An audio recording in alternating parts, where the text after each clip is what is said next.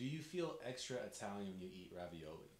Bro, I feel the most Italian when I eat ravioli because sometimes it's like there's a certain song that comes on and that's your jam.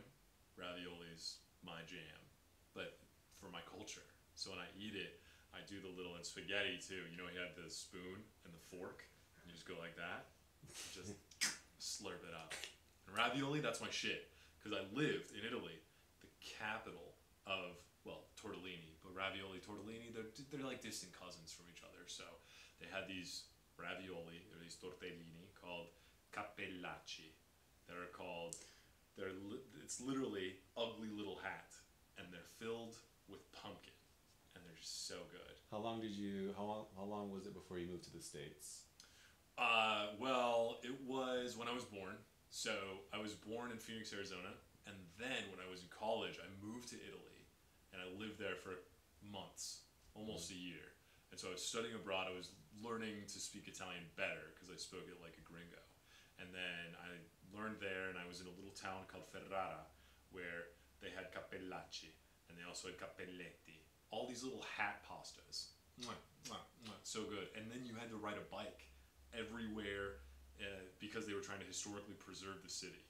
So I lived with a host family, and I remember it was in this little, it used to be a nunnery. I forgot what they called that. It's like a monastery, but for girls. I just think I like A Catholic school. womonastery? A monastery. One monastery maybe. And so they converted it into an apartment complex, and so they had the bulletin with all the news that came out about everybody. It's like Gossip Central. And then they said, we just got this new American. And I was like, oh, they're talking about me. And he's like, he's from Michigan. His name is Mark. And I was like, that's not me. But then they were like, yeah, you're a Mark. So I was Mark from then on. And my family, they ended up lending me a little bike, but I called it Seabiscuit because they didn't realize I was going to come in venti size. So I called it Seabiscuit, and it was a beautiful neon green that just transitioned so abruptly into a neon orange. And I rode that thing all around, so everybody knew Mark that was going around Ferrara. Do you since you like lived in Italy for a while, you kind of visit frequently? Do you think like when you taste like some food here, like this is just so like shitty. This is not on par. Well, as you know, I'm a huge snob, so it's just like Ratatouille, man.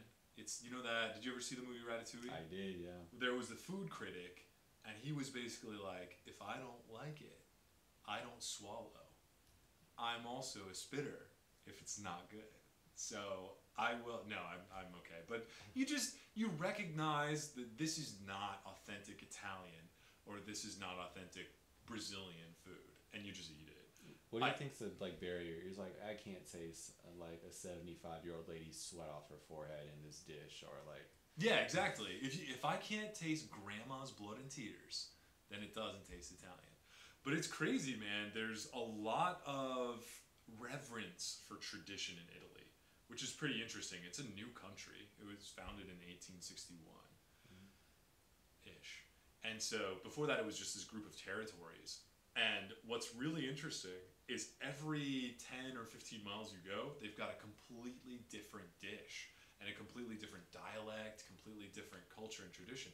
And so Italians are very against changing things up, which is really interesting to me because my wife, she's Brazilian, and Brazilians are the exact opposite way. They're like, oh, we got this concept of a pizza, so we're going to change it. And we're going to have pizza with Nutella on it. We're going to have pizza with white chocolate on it. We're going to have pizza with cream cheese. And they just mix that shit up, give it their own twist. But Italians, they're like, okay, I ravioli have to have 13 ravioli. And they have to be in a broth with X, Y, and Z ingredients.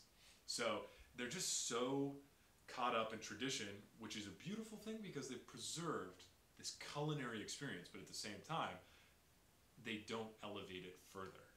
But to your question, which was, what's the difference? I think the difference is in the care of the products and the produce. So like, have you ever tasted a tomato that was grown in a backyard versus a tomato that you buy at the store? Or any type of produce? I feel with the tomato, it's really big. I never liked tomatoes. I never just like bite one like an apple, but I have heard a Right. big thing is because in Alaska, like they have like a lot of Africans come there for asylum, and a big Oh. thing I noticed they said is that the meat just tastes like chemicals. Um, so Interesting. yeah, Yeah, I mean, they're not really big. I'm trying to think of meat because they're not really big meat eaters over in Italy. But with the pasta and stuff, you can tell in the pasta because the pasta is just they have the egg, the flour, the water, and the ingredients are very basic and simple. Whereas here there might be some processed stuff because I know some people that they say they have celiac or they can't process gluten here, but then they go to Italy. There's a different strand or strain of gluten, so they can actually digest the stuff over there. And I think the difference is theirs is less processed, and so the ingredients are higher quality. well, you guys don't use microwaves over there, right? No, no. That's a, Microwave is, they say, there was one of the books from Dante Alighieri, Dante's Inferno, with the seven circles of hell. With, did you ever read it or hear of it? that sounds like familiar, but like I can't recall like plot or nothing like that. So Dante is led through heaven and hell. Back in the time that he wrote it, there was a lot of respect in numbers. So 10 was like a perfect number. So there were, what was it, 10 chapters? Am I thinking of the right book? Anyway, whatever. So he goes through hell, and then there's seven circles of hell, and in each circle there's a different, deeper sin. And then the people that committed that sin that died, they have a punishment that's kind of ironic and serving and reflecting of that sin. So in the deepest circle of hell, there are a bunch of Italians that used microwaves. And then so in that, they have to eat cold food. Really? No, that's not, that part isn't true. The rest of it is. Because I was trying to think like where did the microwaves come into play for that, but Oh yeah, you were trying to think. that was- Okay, unlike a microwave, that joke didn't come fast. It was like an oven joke, if you will. I had to preheat it and then had to set the scene, put it in, and then take it out. you set the hell of it. You set it up. You set it up. I really For it to be 9/11. Do you think like what if you just stayed in Italy versus or was there like I'm going back to America for sure, or was there like well I might just stay here? I thought about it. I really thought about staying there because there's one thing in my life that I feel like is very true where when I follow my heart, I don't know, and follow my passions, I don't know where it's going to lead me. And sometimes I can't see it. And it seems like it's so far away or even impossible. But I end up following that passion and it leads me to extraordinary places. Like when I was in a band in high school, I loved music and I didn't know what type of future I had because I was like, well, my parents want me to go to college, so I'm going to go to college, but I like playing music. And I had the band and we were from Cottonwood, Arizona. We ended up playing in Phoenix and then we started opening for bigger bands and all that. We broke up, but it was a really cool experience and I got to play in front of crowds. It was awesome. Was it kind of quick like Yeah. like for like band? Is it break up? Is it like a big thing, or does it like slowly just start to dissipate with the members, where someone's like, I can't make it, I can't make it, I can't make it, or you're like, guys, it's over.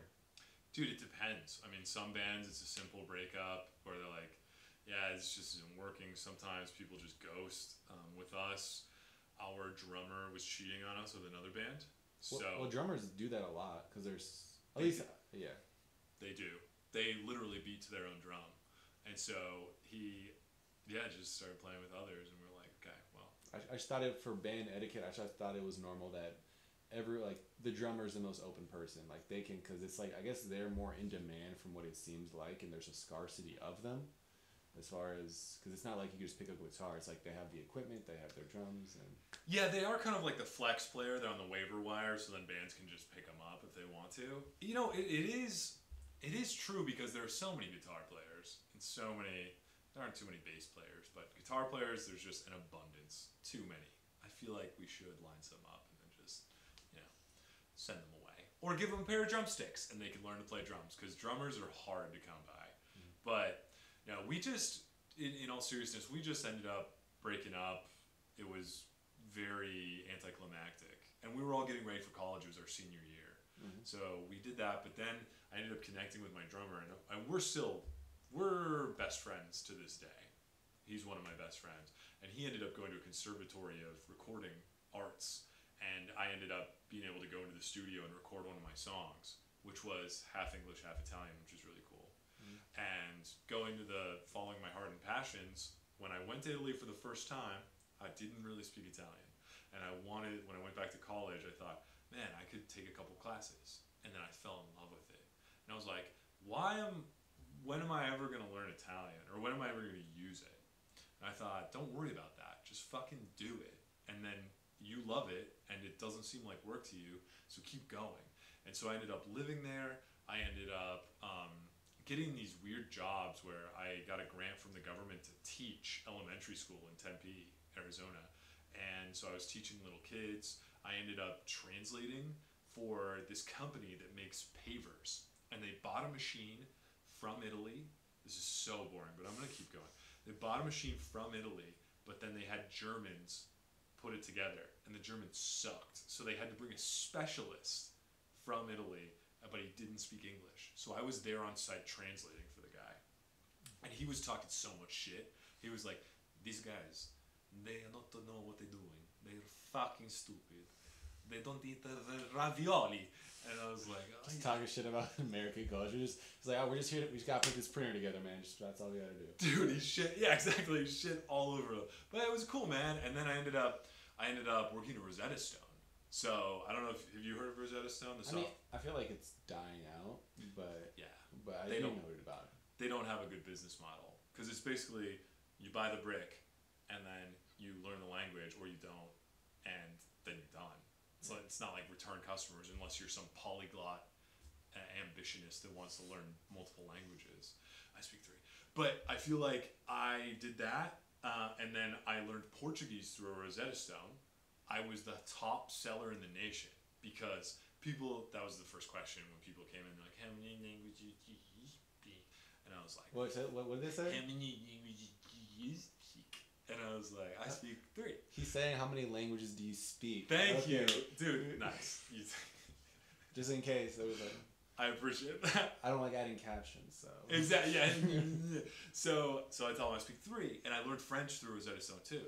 So I ended up telling them the differences. I learned Italian this way. I learned Spanish this way in school. I learned Portuguese and French through Rosetta Stone, and here's the differences. So then like, oh, that's pretty cool. So then I ended up selling to all these folks and then becoming one of the top salesmen in the company before they closed down. Oh, they closed down? They closed down almost all the kiosks. Yeah. I didn't even know it was kiosks. I just thought it was like infomercials at 4 Dude, a.m. They had kiosks in malls and airports. And so when I was living in Jersey at the time, they had a kiosk. I started as the manager for a kiosk in Willowbrook Mall in Wayne, New Jersey. Then I ended up becoming the training store manager of New Jersey and New York. So I would go to those kiosks and stores, and I would teach people how to sell. Because they were like, okay, this guy's selling a lot. Can he teach other people how to sell more?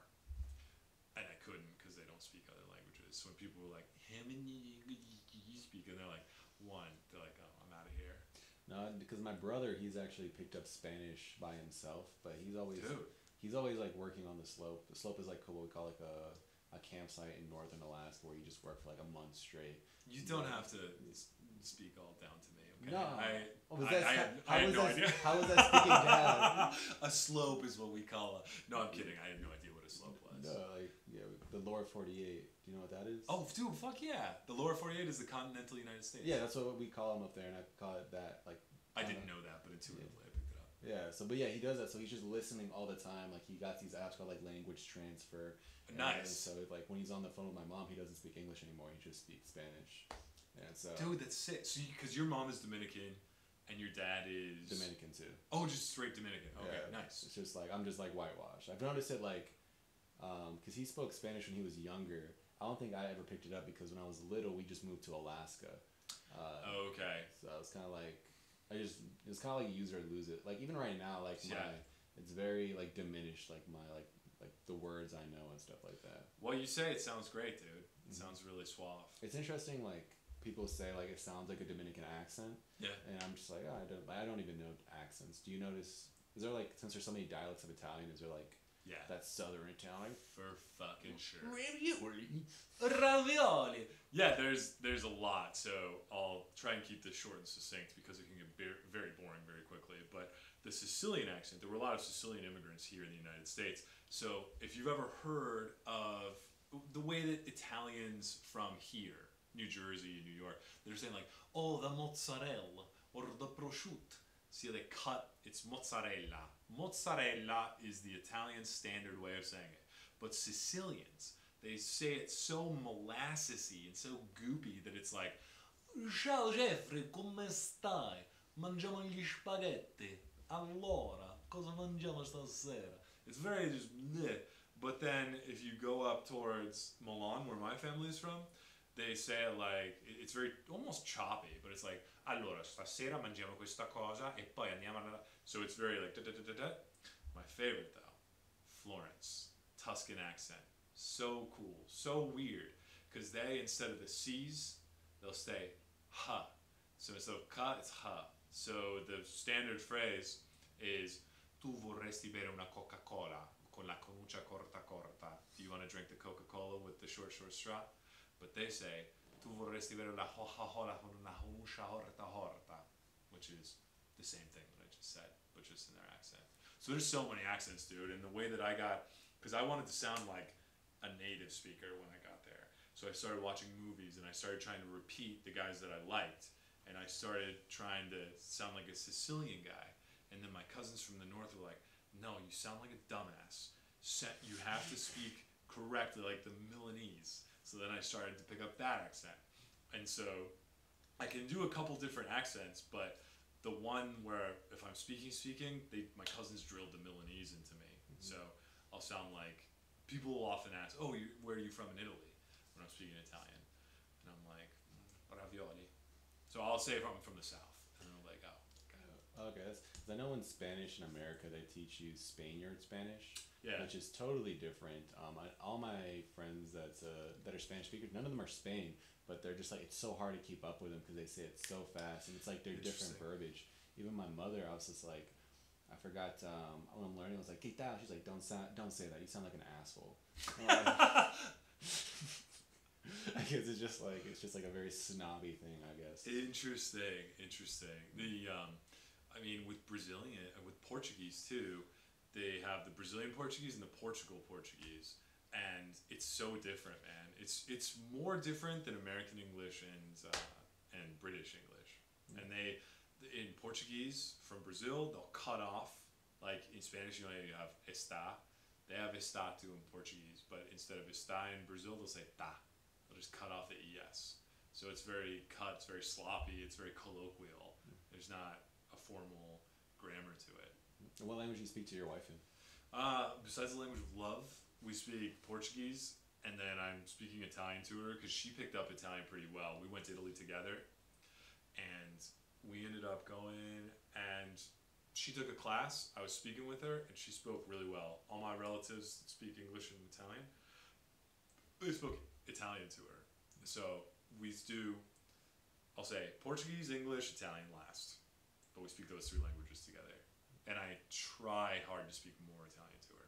Is that like, do you guys actually, because I know some people say like that's what we speak, but majority of the time it's like people are just speaking English. Do you guys speak English in your house, or? We do. No, we do speak English, but it's like, I would say 50% of the time. 50% of the time it's no, not even actually. It's at least 50% Portuguese, because she speaks a lot of Portuguese to me. Yeah. Because, I don't know, I think it just makes her feel more comfortable, because this is really weird, but I don't know if you've ever seen the show 90 Day Fiancé. Yeah. Yeah, so we were on season 6. No, I'm kidding. So we watch it, and it's very entertaining. But one of the things that kind of gets me, tugs at my heartstrings, is to see these people that leave their country, and then they come to this place that's totally new, and they're missing the small things about home. And I think that speaking Portuguese for my wife is kind of like a connection to back home. Because she hasn't had family here for years, except for today and this month. But I feel like she tries to have those little things that help connect her to that. And so I think speaking Portuguese helps. Where'd you guys meet? We met, well, I bought her online, and she came in a box. Very believable. Very believable. Yeah, I know, she's way out of my league. No, we ended up meeting because I was trying to find someone to love. And so I was looking on Plenty of Fish. This was back when there was Plenty of Fish. I don't know if that's still around. But I was doing online dating. And then I met, dude, I actually met a lot of Brazilian girls because I had no game with American girls. And I don't know what it was, but I would try and talk to them, try and pick up a conversation. Nothing. It would always fall flat. What do you think? Because I've heard the same thing. People like make a joke, and it's just like I'm a six over here, but if I go here, I'm like a 10. And it's just like sometimes I'm not saying this is you, but it's just like that's like they see like a visa, but I'm not sure like Yeah. I don't know. It's just different because I know there's a lot of people from like that was in Alaska, the like African guys from like Morocco. They'd like see these Alaskan Native women, and we're just like yeah, and they're like oh my gosh, I've never seen this before. Like I don't know if that's like you like a ginger guitar player guy. It's just like I've never seen this guy before. Well, I never thought of it that way, but you're probably right. I mean, I was just this green card magnet. So, thanks, Jeffrey. I appreciate that. Confidence level of the British. No, I mean, this was the thing. I was able to date American women, and I dated several American women. I never dated an Italian woman, which was a damn shame because I was in a relationship at the time. But online dating, I sucked at pickup lines and stuff. So maybe I took bad pictures too, because I mean I'm a 10, obviously. But I feel like with American women, online dating was not good. With Brazilians, I would try and speak some Portuguese, and they'd be like, "Oh, you're so cute," and then they would. That's a Brazilian accent, by the way. And then we would meet up, and I would be able to date. And this was kind of cool. I had several dates where it was all in Portuguese. Several first dates, which was interesting. There's this thing that I read in like I forgot like How to Win Friends Influence People, but like whenever like I notice they're like a foreign like person and like they're like this English obviously isn't their first language. I just like look like I try to say thank you in their language. Yeah. And it's always like a very shocking thing. Like oh my gosh, so like I always just like gauge like oh you're like Vietnamese or like Korean or a lot of Asian people run these fast food shops I go to, so I'm just like okay. Yeah. I don't know. I try to see what other instances like oh they're all Asian. It's weird. Yeah. So what languages do you know how to say thank you in? It's not like I like retain that part, but it's just like okay. I just look it up. Like I'm able to notice when someone's Filipino and they speak Tagalog. I'm like, okay. Oh yeah. I tried with Rosetta Stone to learn Tagalog because I had 2 Filipino roommates back here in Arizona before I moved. It's just like Spanish, so it's not like. It's pretty close. Yeah, there's some words that are pretty identical because I mean Spaniards just fucking destroyed the natives. Yeah, there was when I was doing Uber one time, I had this Spaniard guy. So we were chatting. I was like from Dominican. I was like, yeah, from Dominican Republic. Just plan on going there pretty soon. He's like, oh, shittiest country I've ever been to. And then was your Uber driver Donald Trump? No, I was the Uber driver. He was the guest, and I was just like, shit. And then he was just like kind of talking. He's like my wife had to give birth there. She almost died, and I was like, well, here's your stop. And then I said it to my little sister. My little sister doesn't talk. And then actually I saw her get like livid. She's like, Spaniards are just a bunch of fucking rapists. And like it's because like she's not wrong.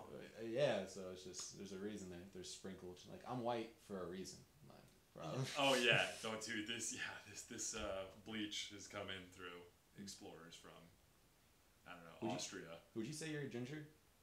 Half ginge, probably ginge. Because I feel like the beard, but then like I see your hair and like not really. Yeah, no, the hair. I'm like an autumn palette, I would say, because this is like all the leaves falling in the autumn. But I feel I read that red hair is a genetic mutation, and there's 2 instances where you can have the genetic mutation. This is half, and then this is the other half. So I didn't get this half, but there are folks that obviously got both. Yeah, there's an episode on South Park where they go over gingers, and then like the guy talks to him. He's like, he's like, hey man, you know, if you want to play safe, go find an Asian. They can't be Asian and ginger. Play it safe. That's what my buddy did. Oh my god, that's hilarious. Since you're kind of like I feel like since you're Italian, you have all these roots. Yeah. When you travel, do you feel obligated to go to these places, or do you ever think like, oh, let's not go to one of our home countries. Let's go to like Kuwait or Fiji. That's a great question. I never thought of Kuwait, but yeah, I do feel a little bit of an obligation to go back because even though my relatives in Italy are like third cousins, fourth cousins by now. It's all mixed.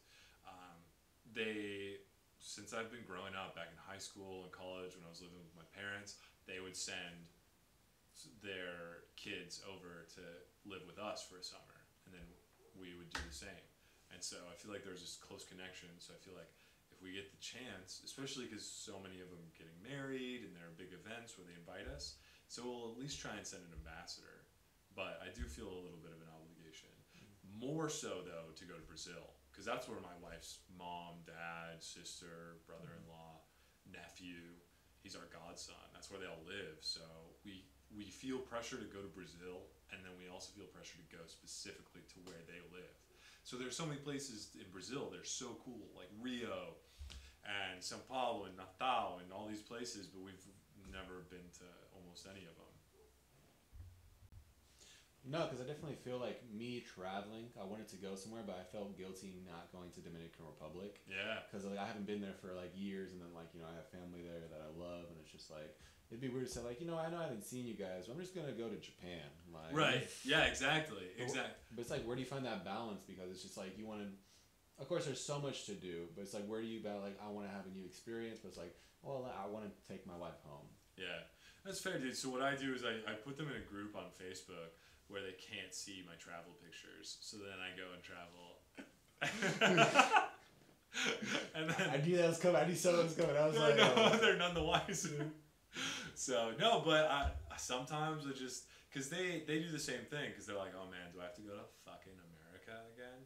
God damn it, they don't have any ravioli che sono buoni. So then they go to wherever, and then I go to wherever. So it's kind of like a drummer in a band type of deal. From their perspective, or from the culture, you've noticed, because I feel like people get excited to go to two places. They get excited to go to New York, and they get excited to go to LA.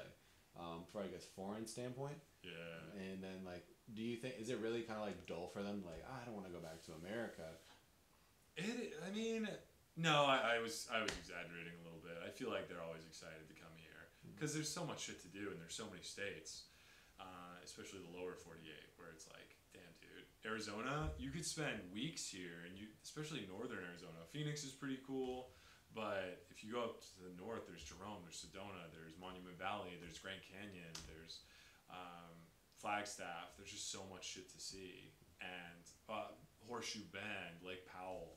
So we were able to show them a really good time. So I feel like they think Arizona is way cooler than it actually is, than someone that lives here. Yeah, as living in Alaska, I did none of the tourist shit that like people do. Like people that go to Alaska for a month do more than I did living there for like 20 years. That seems to be how it always is, man. It's pretty crazy because I would go with my relatives in Italy, and they'd be like, yeah, I never go to this museum, or I never go to this place. It's just, I live here, so I feel like I can do it anytime I want. Yeah, it's also just kind of like, I don't know, it's just like the working, and then it's just like kind of like you're not in a vacation mindset where you're ready to spend money. It's more like, oh well, I just gotta go to work. I'm kind of tight right now. Right. Do you, when you lived in Italy, because I always think, do they? Of course, they probably don't pay attention to the minute, but do you still like? Is America like it's still a tap on the news, or is this like a totally different universe in news where like America isn't even talked about? Oh my god, I feel like when I was there, it was 2009. Who the fuck was president? Obama. It was Obama. So I feel like everybody, they were really against George Bush. They were very pro-Obama. And then, yeah, when Trump was around. I don't know how it is now with Biden, but like they really pay a lot of attention to the president. They pay a lot of attention to, it's pretty crazy with Europe, because since the country is so small, and since it's a couple hours away drive or train ride to another country, they're very conscious of other countries. So it seems to appear in the news, different types of things like what's going on in America, what's going on in Germany, what's going on in England. And so I found it annoying because they knew more than I did about a lot of, they were like, oh my God, do you know what today is? And I said, no. And they said, it's the liberation of the South of when there was the Civil War in the United States. And I said, shut the fuck up. Can you talk about ravioli or something? It's like, can we just be Super Mario even though it's from Japan? Can we just play Mario Kart? Okay, throw the fucking banana. So it But was. because I don't know, there's always curious, like there's like different like alternate universes or just different worlds of like cultures, and like we don't know how like this means because Yeah. I hear the voice actors for movies are actually very famous. They're like, oh my gosh, they got this voice actor to be the voice actor for the new movie. Yes. Like, yeah. Yes, dude, that's very astute. Because there was this guy. I love this guy. This actor. His name is Paolo Ruffini. And he's from the Tuscan region, so he's got that accent where it's like ho ha ho, and he's very funny, and he got to play. I follow him on Facebook. I don't know if he died or something. Who cares? But You don't follow him enough. no, I don't follow him that good. But it was back in when Zootopia was out, and he was on Zootopia, and I think he was the main character, the fox. Okay, yeah. I don't know if you saw it. No, I did. So I was like, doesn't sound like he could be the bunny. So I was like, okay. Yeah. So he was that character, and then there were, I think he was a couple other ones. So you're right, they do put some famous voice actors on famous parts for dubbing. That was a bad example because that was a cartoon, so we had to have a voice actor anyway. That's true. But like, even on non-animated films, they'll have him be like a goofy character that's famous. I don't know, like maybe he's, and I think they connect it, so it's like whoever is Eddie Murphy is Eddie Murphy. Oh, like that's film. his. That's I like think that's how it is. Yeah, to keep the continuity. that makes sense. I feel like it's crazy for like characters that go so far out of their natural being. Yeah. Like in Tropic Thunder, there was when what Iron Man. Robert Downey Jr. He was the black guy. Like, and then you're just a voice actor, and can you do this? Like, yeah, soul power. See. Yeah, okay. And then Australian too. He was so many different. Try to be an Italian guy impersonating a black guy, trying to be an Italian guy, or trying to be an Australian guy. I'm a dude pretending to be another dude. Di che cosa stai parlando, Willis? Was that pretty good? What you talking about, Willis? Yeah, that was it. What do you I tried. kind of because I read that I forgot in book originals if you stay just in your hometown your whole life, it's like most of the artists have like a very wide perspective of different cultures. So I always thought that was very just like I want to leave because when you make something you're able to kind of relate it to all of these pieces of the world that you've been to rather than if you just lived in Arkansas your whole life. Yeah. So Arkansas. Do you, I like that. Since you're like kind of tapping this off on like kind of the artful side of your life, do you think of all these references of when you're doing improv and you're hosting these whole things? Oh, of my otherworldly experiences. Yeah, it's just like let me just do a set in like Portuguese.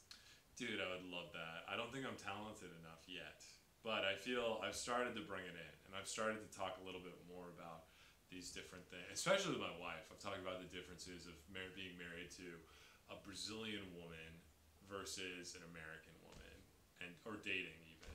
And I've brought in those things, and I think it's helpful. I don't think it's necessary per se, but it's definitely helpful to be able to, let's say I go to Italy and live there for a little while. When I came back, there was culture shock, and there were some things that I didn't really noticed before that I noticed, and I was like, oh wait, I forgot we do it this way. The toilet goes clockwise when we flush. Is that actually a noticeable thing?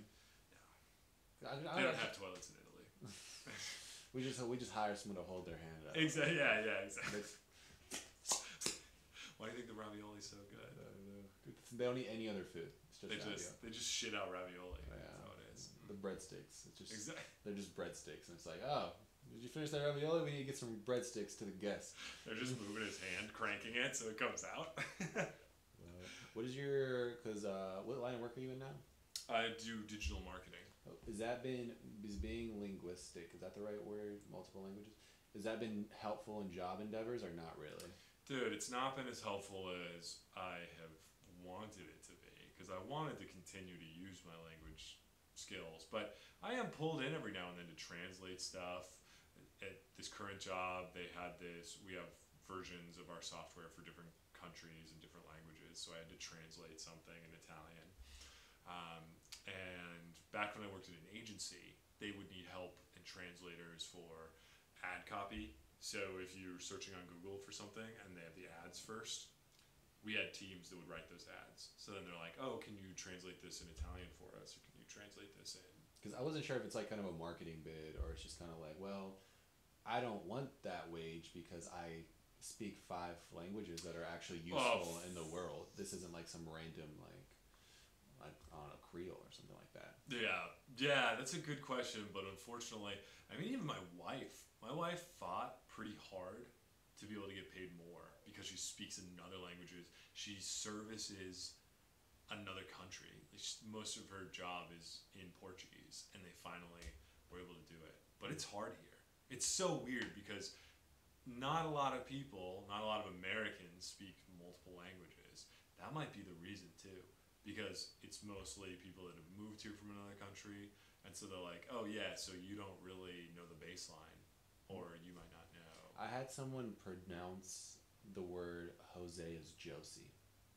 Josie. And I don't feel like that takes like a large Spanish intellect to know like it's just like this is Jose.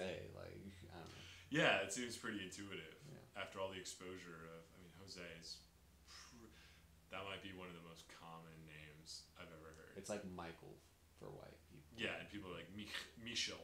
Yeah. Michael. That's dope. Well, kind of capping off, what do you think is like? I love that like kind of got to see like the background side of you instead of just improving, ripping back and forth. Yeah, for sure. A lot of this is just me getting to learn about people and just like see who you are. What is like kind of what's like a goal that you're like? What's like you want to work on right now? Oh, that's a really good question. I don't know if we talked about this on the episode of the Comedy Advice podcast that you were on, but there was. I've recently, over the past couple of months, I got this book. It was recommended to me by one of the guests that I had on a Comedy Advice podcast. His name was Eric Schwartz, and he's very talented and very creative. He's a stand-up. He tours nationally. He opened for Joe Coy, and that's a big deal. Yeah, and he also he integrates music into and makes songs and integrates that into his stand-up. Very talented individual and super nice. And he ended up recommending this book to me called The Artist's Way. And The Artist's Way it's a creative guide, it's a spiritual guide to creativity. And so I started reading it, and it's been really phenomenal for me. There have been a couple of things that I've started to implement in my life, like morning pages, where you just write stream of consciousness, 3 pages every morning. And they have prompts in it in the book, and it talks about recovering your sense of inner child and creativity and all that stuff, and it talks about how you can get out of being blocked. And so besides the creative constipation, I feel like I've been able to write more, produce more, be on social media more, and create stuff that's getting likes, which is kind of cool, and even steer away from things that I feel like I was doing just to be in the movement of things, like the Comedy Advice podcast, which might either take a break or I might have to take it out back and shoot it in the face. Mm-hmm. Well, it's definitely you always got to kind of evolve with the times. I mean, great wrestlers always reinvent themselves. Just like Hulk Hogan turned into like a guy that dyed his beard black. I don't know. Yeah. And The Rock does Jungle Paradise now. He just does. He went from a wrestler to only doing movies in the jungle. Exactly. He has become a jungle exclusive. He's like, if it's not Jumanji and if it's not Jungle Paradise, then I'm out. Oh yeah. Well, you're talking about kind of piggybacking off that self-help. I read this book called Do Nothing, and cool. Okay. It's good because we're always in this like pressure in the world. Like America. I've been more focusing on quality of life. Like I even went down to a part-time job just so, and then I'll fill the work in like with overtime, but it's just like I want to just enjoy life more. Like and I think we feel guilty, or we feel too like we take pride in saying I worked 50, 60 hours a week, but it's just like, what did you really give up for that? Yes. And it's just like if you make $50,000 a year, and this is kind of like rough, it's like you work an extra 10, like you work like 50,000 a year, you work an extra 10 hours a week, you're only giving yourself like $3,000 a year extra, and is really that worth it to not eat out with your wife? Is it really just to sacrifice your health? Like to not just enjoy it. So, but yeah, I don't know. I like that book, and I always think about that. It's just kind of just like it's okay to just do nothing. It's okay to like walk away from what you really like to do, because you also got to be a consumer of the product, also as a creator. 100% agree, man. And in the artist way, they talk about beyond the morning pages. Another thing that this one I haven't been as consistent with, but they call it an artist date, where you just take yourself out for 2 hours and you go do something that you think is fun, and or that you think would be interesting. It doesn't have to cost money either. You can just go on a fucking hike, or you can listen to music for 2 hours, or you can do nothing.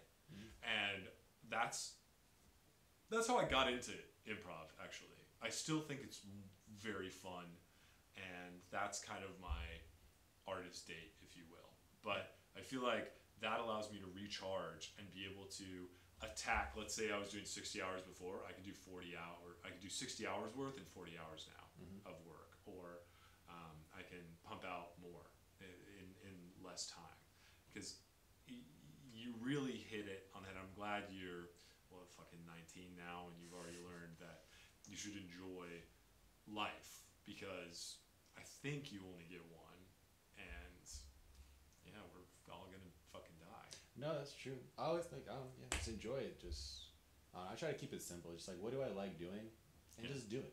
I mean, it's like sometimes I even wrote down, like, what are things I enjoy to do. If I'm ever I'm rarely in a bummer mood. You know, knock on my yoga ball. But I'm glad you didn't say knock on my wood. Yeah. knock on my wood. Oh, this is the last time, Jeffrey. Hopefully that's in French. No, yeah, just do what you like to do. Just keep it simple. Just like I like painting and stand up, and it's just I never feel bummer, but if I ever do, just know like this is what I gotta do. Yeah, I love that, man. And it's a little different from what I said at the beginning, because I think what I said at the beginning was just, even if you don't see a way out or a way to success or whatever, just do what you fucking love. And that's led me to such cool places. Where do you think the pivot is?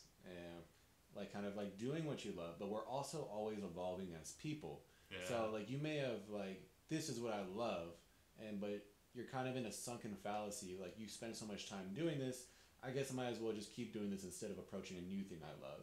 Yeah.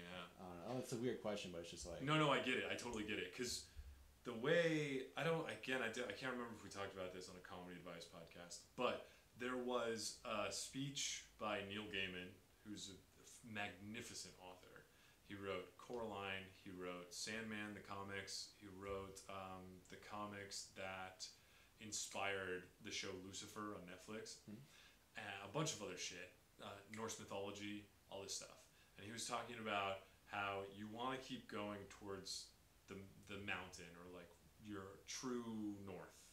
And he says sometimes things will lead you away from the mountain, and you want to not do that. Sometimes, he said, he did things that at the point that he did them, it was leading him towards the mountain, but if he had done them later, it would have been back down towards where the mountain was just starting.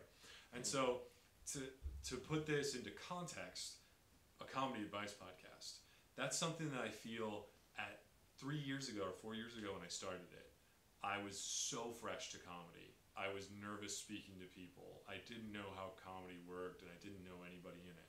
Now I feel like I've gotten some guests where I felt proud being able to speak with them, and I felt like I held my own, and I felt like I was really able to put them in a spotlight and make them feel good and be very funny. Now I feel like I've gotten that interview muscle. I feel like I was able to do that well, but it's not what I love doing anymore.